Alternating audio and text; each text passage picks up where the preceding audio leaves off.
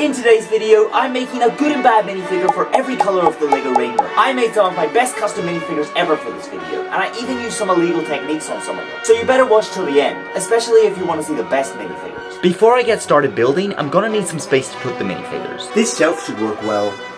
Now let's get building. I started with white, and for this color I tried lots of different minifigures. But in the end I landed on a space warrior with a custom gun, and a white wizard with glow-in-the-dark hair to battle him. Next, in no particular order, I moved on to red. Again, I tried making a bunch of different minifigures, but in the end I went for this red Dementor-like minifigure and a ninja. I asked you guys what she should look like, and this is how she turned out. I think the ninja will win with her powerful orange sword. Let me know what you think in the comments. After that, I kept making more and more minifigures, so here they are for the next few colors. For blue, I made an Arctic swordsman and another wizard for him to battle. For yellow, I made two tribal warriors. I gave this minifigure a tail from Cheetah and a mask from Luna Lovegood to make her look like she's wearing an animal skin. And I gave the other minifigure an axe from a Tomahawk Warrior minifigure. For green, I started making a high-tech warrior, but the only legs I could find that matched the torso were these road print ones, and I didn't think they were going to work very well. But I tried it anyway, and I ended up with a half-tech wizard with a Moon Knight hood piece, and it looks way better than I could have imagined. I also had trouble with the other green minifigure. I made this jungle warrior, which I thought was really cool, but I didn't know if she was green enough. But you guys decided she was. So in the end, I was happy to have the green jungle warrior fighting the Nexo Knights-like wizard. So at this point, I'd been making minifigures for a while, and I was starting to get a bit tired of doing the same thing. So I decided to break it up and make display stands for each of the minifigures I'd already made.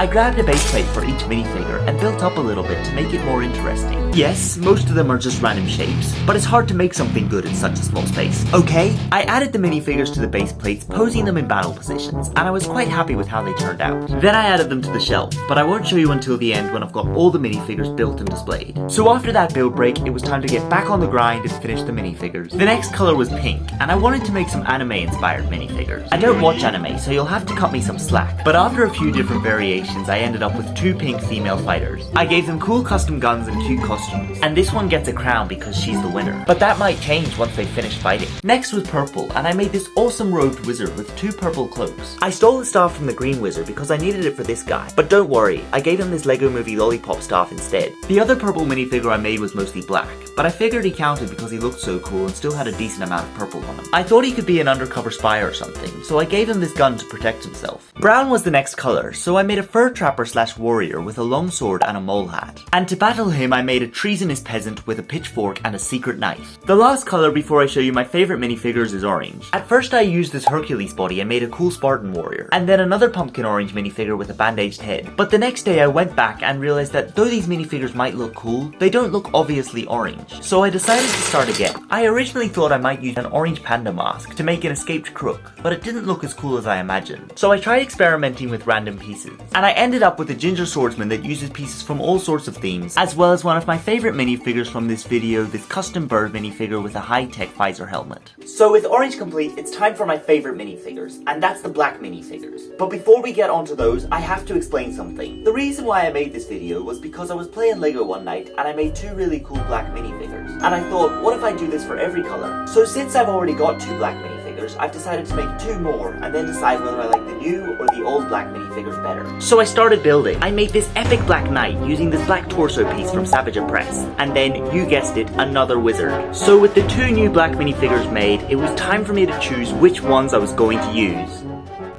Ladies and gentlemen, allow me to present you the new black minifigures. Here we have a knight, robed and ready for battle, with helmet, chestplate and sword. He shall win any battle. Alongside him we have the robed wizard, classically mad hair and oversized shoulder pads. He is armed with a magical staff and elegant robes. And now for the original black minifigures, an oversized bug warlord, shoulder pads, black and purple robe, 4 arms, and a monstrous mouth. With his massive weapon, he will become anyone's worst nightmare. Alongside him, we have a red-eyed evil bird, purple-winged, bone-sworded, and carrying a transparent purple shield. His strong gold armor protects him in war, and many have died just by glancing his way. Which minifigures will move on?